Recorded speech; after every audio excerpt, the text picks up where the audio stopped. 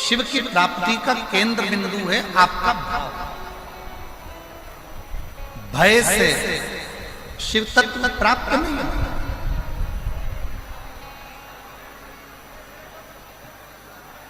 भय से कभी शंकर मिला ही नहीं।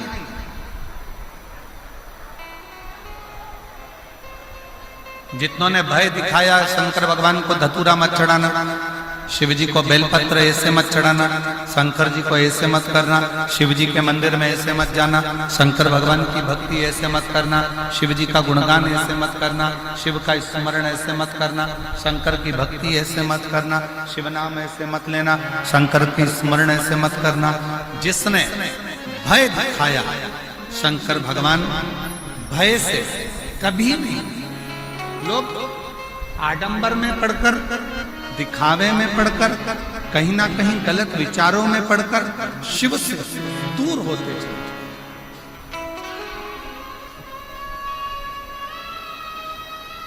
शंकर भगवान से दूर होते चले जाए, शिव से बहुत दूरी बना। शंकर भगवान से दूर होते चले गए, दिखावे में पढ़कर शंकर भगवान से दूर, शिव से। और जब भय समाप्त हुआ, जब भय मिटा,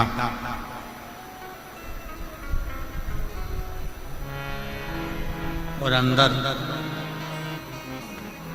भाव प्रबल, भय गया, भाव अंदर प्रकट हुआ, तब शिव मिलने में देरी नहीं हुई। शिव तुरंत प्राप्त, तुरंत।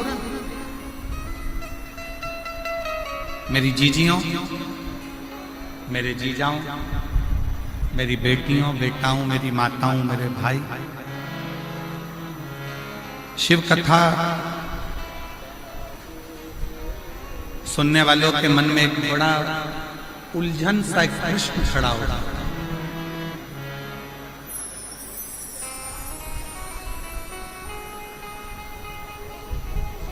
कई लोग एक प्रश्न खड़ा कर देते हैं, क्यों गुरुजी,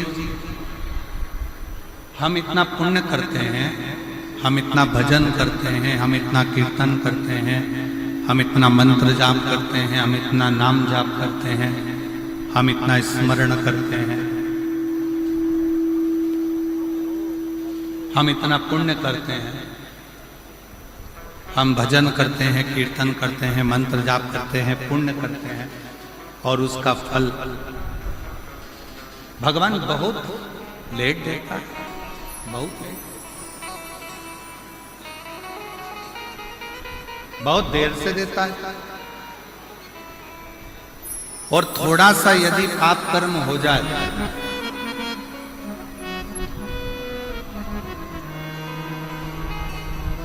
यदि थोड़ा सा पाप कर्म हो जाए, तो भगवान उस पाप की सजा तुरंत दे देता है। ऐसा क्यों, किस लिए?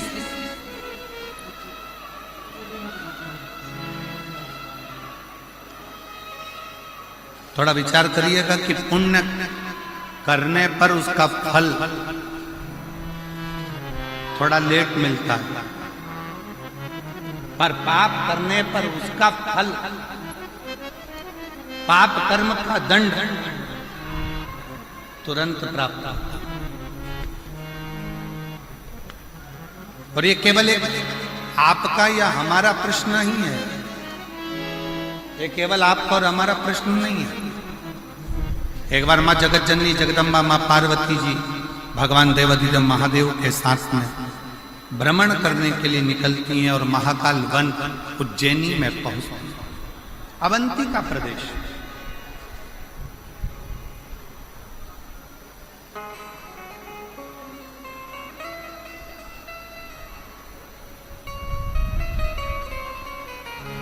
और अवंती का प्रदेश में महाकाल वन में पार्वती जी ने भी शिव जी से प्रश्न,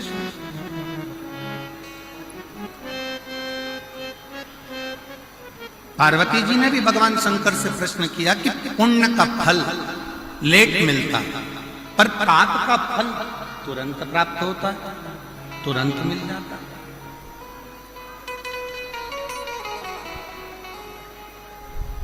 पुण्य करने वाले को थोड़ा थोड़ा कष्ट भोगना ही पड़ता है, पर पाप करने वाला तो तुरंत फलता भी है, फूलता भी है, और उसका पाप कर्म उसके सम्मुख में होता है। मां जगत जननी जगदम्बा माता पार्वती जी ने उसी पल, उसी घड़ी, उसी क्षण कहा, तो शिव जी ने उत्तर दिया। भगवान देवाधिदेव महादेव भगवान शंकर कृपा सागर, दया सागर, करुणा सागर मेरे शिव, मेरे उगड़दानी, मेरे शंकर उत्तर देते हैं, पार्वती फसल बोने वाला किसान, ज्वार बोने वाला, मक्का बोने वाला, गेहूं बोने वाला, धान बोने वाला, सब्जी लगाने वाला एक किसान अपने खेत में हारमोनियम, अपने खेत में एक किसान जब अपने खेत में काम करता है, किसान जब अपने खेत में फसल लगा रहा होता है, आलू लगा रहा है, प्याज लगा रहा है, लहसुन लगा रहा है, मूंगफली लगा रहा है, सब्जी लगा रहा है, सोयाबीन लगा रहा है, धान बो रहा है, गेहूं बो रहा है, बाजरा बो रहा है, मक्का बो रहा है, किसान फसल लगाता है तो फसल आने में देरी लगती है, पर फसल लेट आती है। किसान ने फसल लगाई, उसको आने में देरी होगी, पर किसान जैसे ही फसल लगाता है, उस फसल के साथ में थोड़ा घास, थोड़ी दुर्बा, थोड़ी दूब, थोड़ा खरपतवार उसके साथ जन्म लेने लगता है, उसके साथ जन्म लेता है। अब जरा विचार करिएगा, किसान ने तो गेहूं लगाया, घास क्यों लगी? किसान ने तो बाजरा लगाया, खरपतवार क्यों लगी? किसान ने तो धान लगाया, उसके साथ में दूबा क्यों लगी? घास क्यों लगी? खरपतवार क्यों लगी? किस लिए? तो शंकर भगवान कहते हैं, भगवान देवाधिदेव महादेव शिव कहते हैं कि जो फसल लगाई है उसको लगने में समय लगता है, पर उस फसल के साथ में थोड़ा थोड़ा घास, थोड़ा थोड़ा खरपतवार, थोड़ा थोड़ा बेकार बेकार घास उसके साथ जन्म लेता रहता है, उसको कोई लगाता नहीं, फिर भी वो लग जाता है। उसी तरह पुण्य रूपी फसल को लगने में थोड़ा समय लगता है, पर पाप रूपी घास, पाप रूपी खरपतवार बीच बीच में जन्म लेकर सामने प्रकट होते हैं। पार्वती, ए पार्वती, दवाई डालने वाला किसान जब दवाई डालता है, राखोड़ी डालने वाला जब राख डालता है,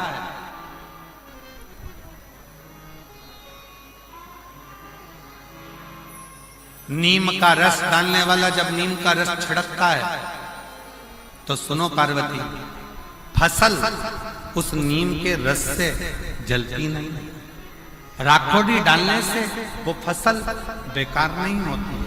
बेकार कौन होता है? जो खरपतवार लगा है, जो घास लगी है, जो बेकार दुर्वा लगी है, वो जलने लगती है। उसी तरह जब कोई भगवान की भक्ति में, भगवान के भजन में, भगवान के स्मरण में आगे बढ़ते चले जाता है, तो उसकी सफलता धीरे धीरे उसको मिलना चालू होती है, और उसके पाप का पाप कर्म धीरे धीरे समाप्त होना प्रारंभ, उसका पाप समाप्त होना प्रारंभ, पाप जलने लगता है, पाप समाप्त। इसीलिए पूर्व में भी कहा, आज फिर कहते कि मत बुरे कर्म कर वरना पछताएगा, भगवान की आंखों से तू बच नहीं पाएगा, बच नहीं पाएगा। दोनों नहीं चल रहा। मत करना अरे ओ अज्ञानी, मत करना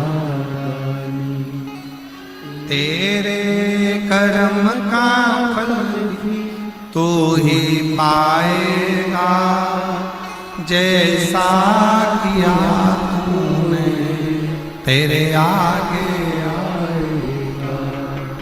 मत बुरे कर्म कर बंदे वरना पछताएगा, भगवान की आंखों से तू बच नहीं पाएगा, तू बच नहीं पाएगा। आप जब अपने पुण्य की प्रबलता करते हो, भजन की प्रबलता को बढ़ाते हो, सत्कर्म की प्रबलता को बढ़ाते हो, तो आपका पाप कर्म अपने आप जलता चले जाता है, भस्म होता चले जाता है। बस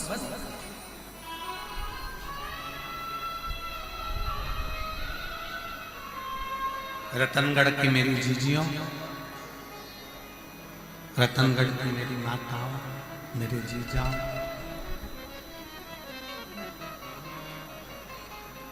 कोई पुण्य आपके और हमारे जीवन का कोई पुण्य प्रबल हुआ होगा, जो हनुमान जयंती के इस पवित्र अवसर पर भाई श्री हनुमान प्रसाद जी पौधार जी की भूमि पर शिव महापुराण की कथा श्रवण करने का सौभाग्य।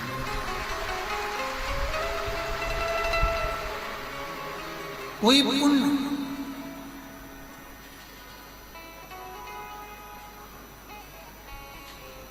और वो पुण्य कोई साधारण नहीं, वो पुण्य कोई साधारण नहीं।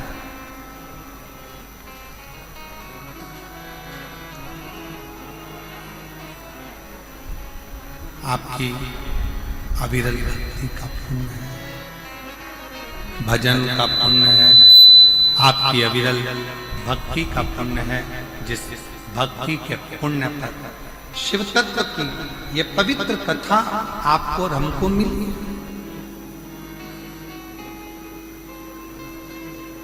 शिव कथा सुनने वाले का एक सबसे बड़ा नियम है कि उसको 3 चीजों पर ध्यान देना चाहिए।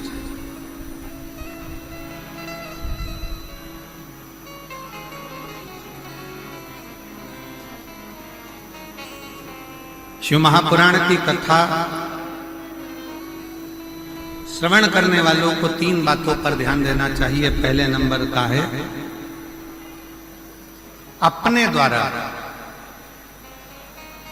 इस मानव शरीर के द्वारा, आपके द्वारा, हमारे द्वारा किसी को धोखा ना,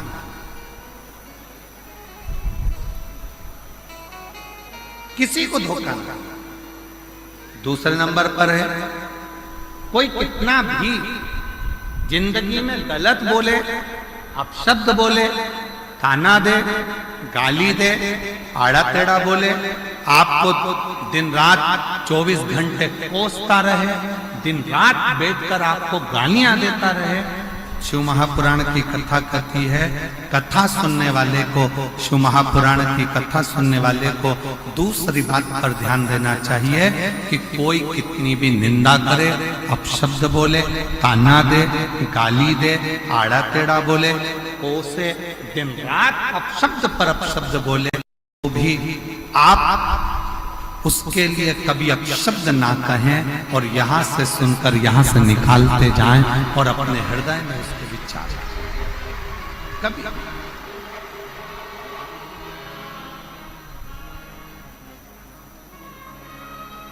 एक लाइन सभी लोग गुनगुनाते हैं कि गुरु की करनी गुरु भरेगा और चेला की करनी, जम के बोलो जरा, गुरु की करनी गुरु भरेगा, चेला की करनी चेला, और उड़ जाएगा हंस। जो जैसा कर्म करेगा वो वैसा होगा।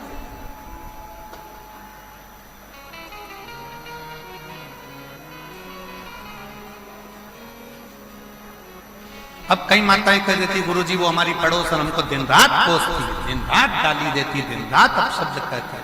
हमारा निवेदन है, तुमने शिव पुराण सुनी है ना, शंकर की कथा सुनी है ना,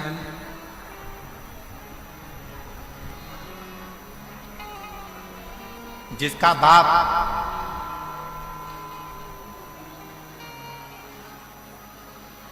कलेक्टर हो, जिसका बाप मिनिस्टर हो, ईमानदारी से बोलना,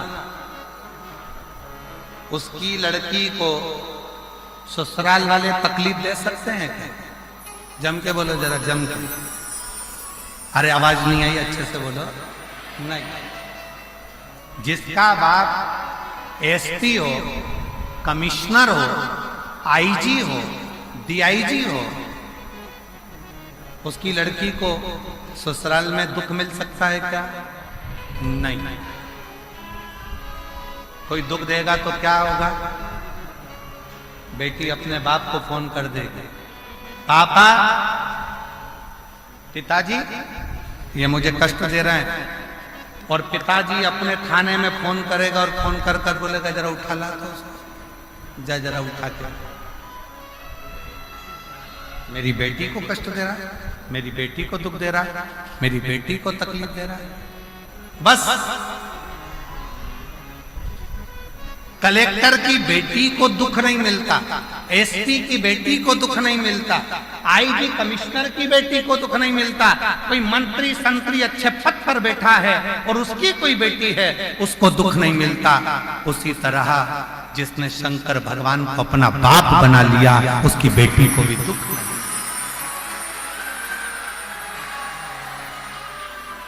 फिर दुख क्यों? फिर दुख किस लिए?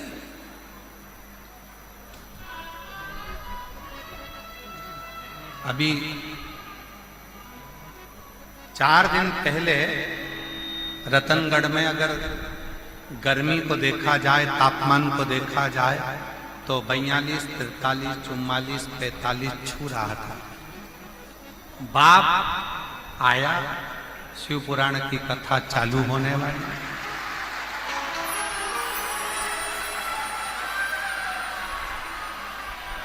और उस पिता को लगा ये मेरी बेटियां और मेरे दामाद कथा सुनने के लिए आएंगे, इनकी व्यवस्था मुझे करना है।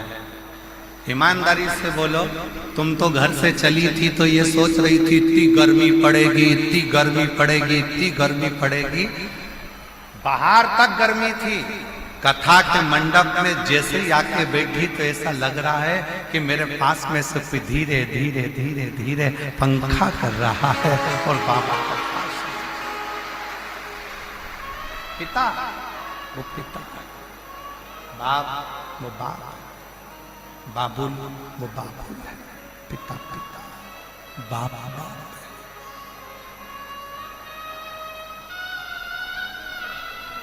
ये इसीलिए हम तो बाबा के भरोसे, हम तो बाबा के भरोसे चलते हैं।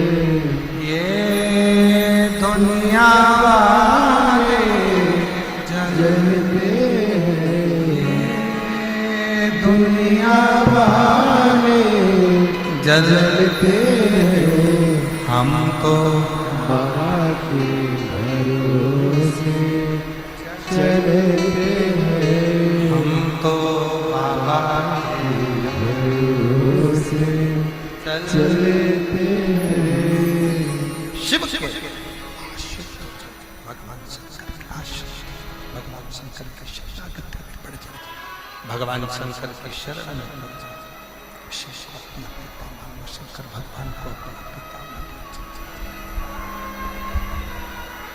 और जब शिव जी को अपना पिता मान लिया, भगवान शंकर को अपना पिता मान लिया, भगवान शंकर को अपना पिता मान लिया, तो सर्वस्वपिता समझेगा, सर्वस्वपिता समझेगा।